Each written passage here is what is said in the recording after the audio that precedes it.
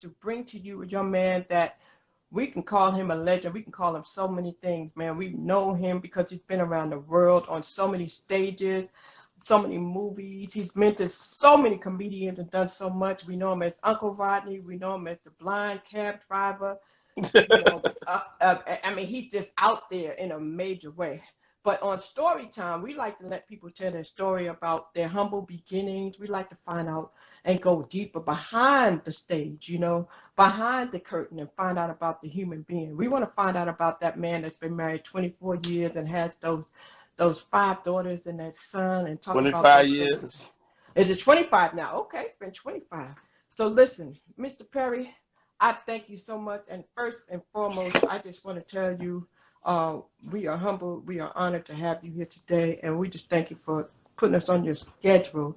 And we would love it if you would tell the people just a little bit about the Rodney that they don't know. That little boy Rodney before he became the Rodney Perry we know. Tell us who Rodney Perry is, the little boy before he became the comedian. Oh, shoot, I don't know, man. I guess that's a great question. A little buck-tooth kid on the south side of Chicago growing up. Um, uh, love my mom, raised by my mother and my stepfather.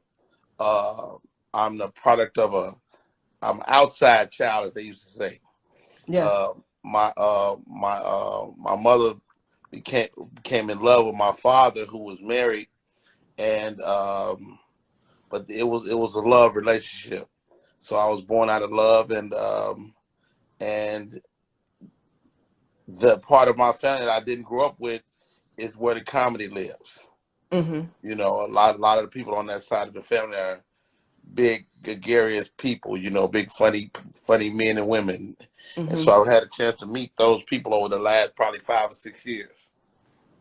Wow. So when you were a little boy and you were in school and you were dreaming about what you wanted to be when you grow up, was you dreaming about being a comedian, Rodney? Was you the class clown? I was dreaming about being a comedian. I was not the class clown. You know, I grew up in Chicago. Everybody's funny. You know, a lot of my peers. You know, when you grow up in Chicago, your mama funny, your granddaddy funny, your uncle funny. You know, everybody's funny. So there were people that were funny to me, but I had that thing that needed to be on stage in front of people, which And is how the did you know look. that? How did you know you had it? Did somebody tell you that? Did somebody speak it into your life, or you just felt it? I just knew it. I knew it.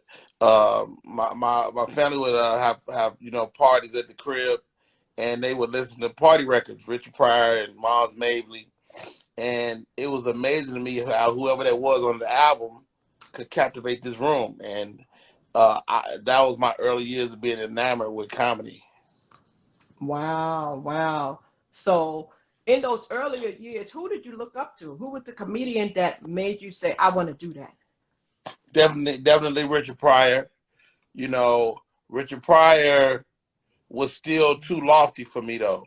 So once I became aware of Eddie Murphy, that's when I had a real person to attach to my dream.